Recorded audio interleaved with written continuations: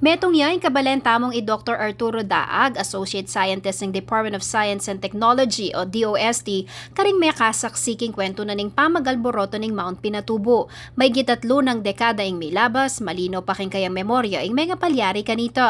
Kaya beya kanu i-Dr. Daag kareng mintaking mismong bundok, kaya ring mi kaayon, inyang April 2, 1991. No, may lindol.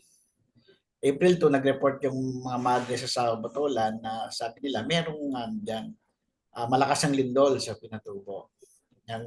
So may dispatch lang team. So linawid yung Pinatubo, medyo nakalya earthquake, no? Volcanic earthquake. So then by that after a few weeks, minta Pinatubo, kami pang mumunang mintay, mga tulo kami mo, may dala kay seismograph. Yang miras kay ka rin, kay may seismograph, halos yung nare-record may volcanic earthquakes, kaya lang more than 100 a day. So, yung instrumento mi kanta kaya mo, analog lapat, ang mo, dadala mila kayong field, kabit ka rin kayo mag-observe. Ayla telemetered or remotely, you know. At ding meging tutuking eksena kanito,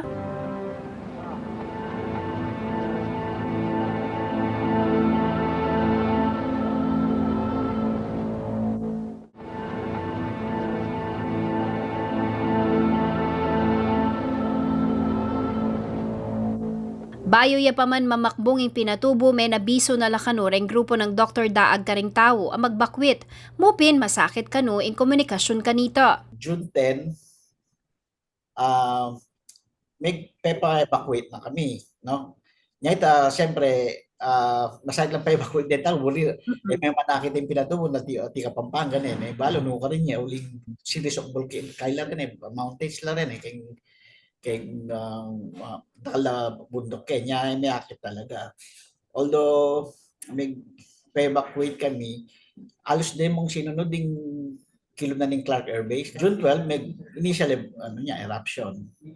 And then, dire-diretso na So, naping peak na ng eruption, akakit mi kantala pa mama ko rin tao kay bandang Pampanga, Angeles, uling tapin natin ng eruption.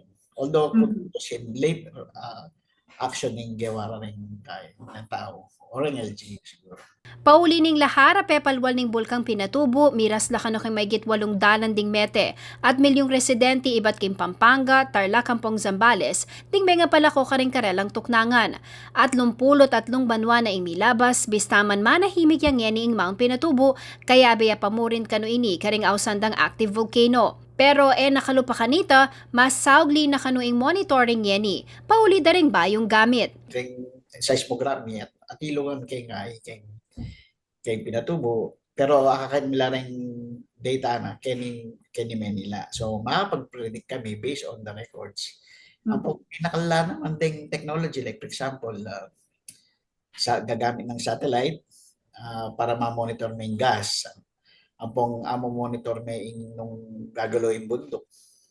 So, using GPS, common yung GPS ngayon, pero precise GPS lang rin gagamitan niya pong satellite related na pwede kang mag-find information.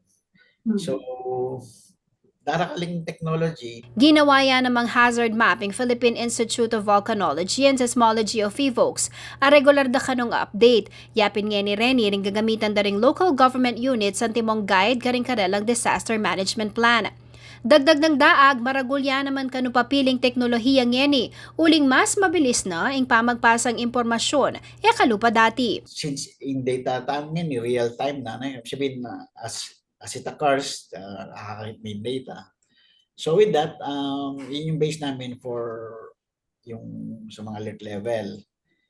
So sa PHIVOLCS, may website kami na pinapakita daily kung ano yung alert level. So, aside from the website namin, so yung mga warning na yun, pupunta sa OCD, Office of Civil Defense, siyempre Office of Civil Defense, na pupunta sa provincial, municipal, and barangay. So, kung maganda yung information flow, medyo mabilis yung yung warning system. Plus, yung social media, may mga official Twitter, official Facebook.